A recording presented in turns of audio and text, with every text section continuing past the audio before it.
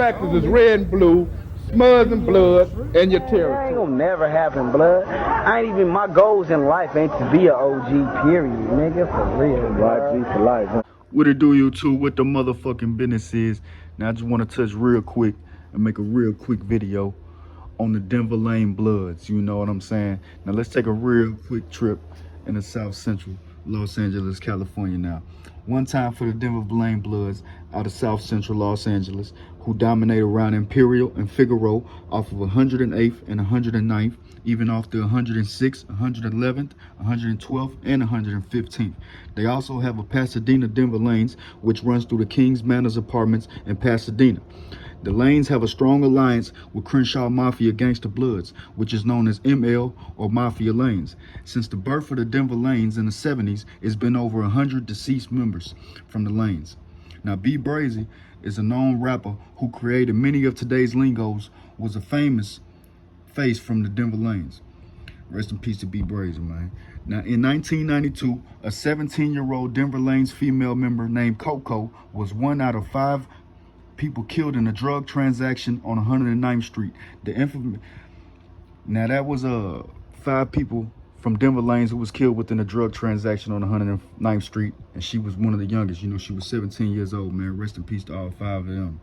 Now, the infamous Blood Alliance, UBN, or United Blood Nation, which was took on by New York Bloods as well, was started by a Denver Lane Bloods named Peabody in Folsom State Prison in the 1980s.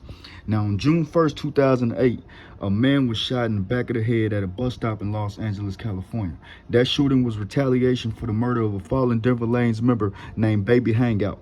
The Hoovers was said to have killed him, you know what I'm saying? And the person charged for it, man, you know, he was locked up because a witness who was there when he had came to the house after finding out about the murder of Baby Hangout, you know, he was told that it was told that he was saying it out loud that, you know, Baby Hangout, I'm gonna get somebody for you, you know, and that's how he was convicted of the murder, off of a witness seeing and hearing that shit, you know what I'm saying?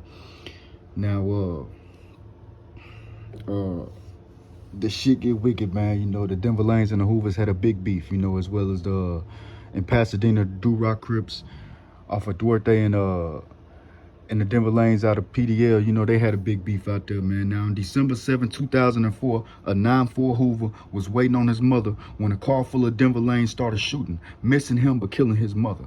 You know what I'm saying? A Denver Lanes Blood member was convicted of killing 2 of his own Denver Lane homies. He killed his first homie over a gun he was supposed to be keeping for him while he was locked up. He then killed his second homie for knowing too much about killing his first homie.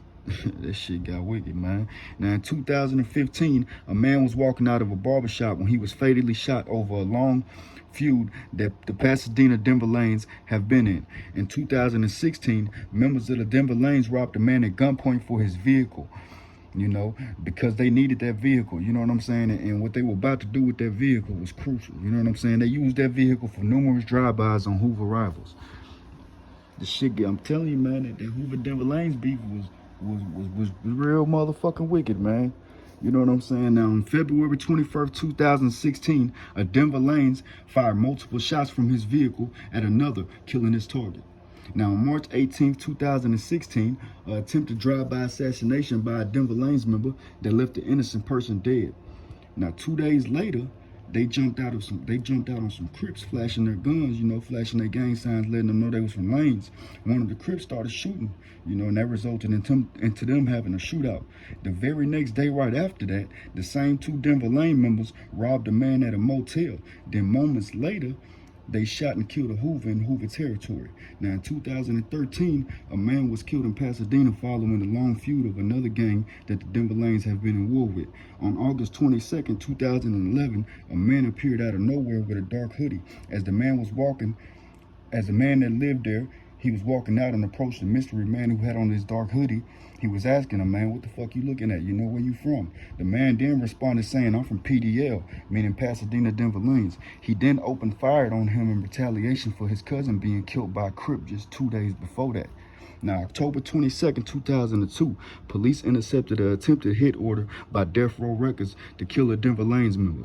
In 2010, a Squiggly Lane Bloods member was shot and killed by a Pasadena Denver Lanes member after a fist fight inside of a restaurant. Squiggly Lanes and Pasadena Denver Lanes rivals. You know what I'm saying? They've been into that war. You know what I'm saying?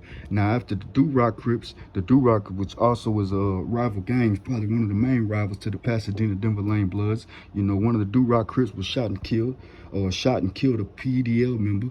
Then he shot up his candlelight visual right after that. You know what I'm saying? And when they did that, they killed 2 more people and injured 2 women. Now, the war within that,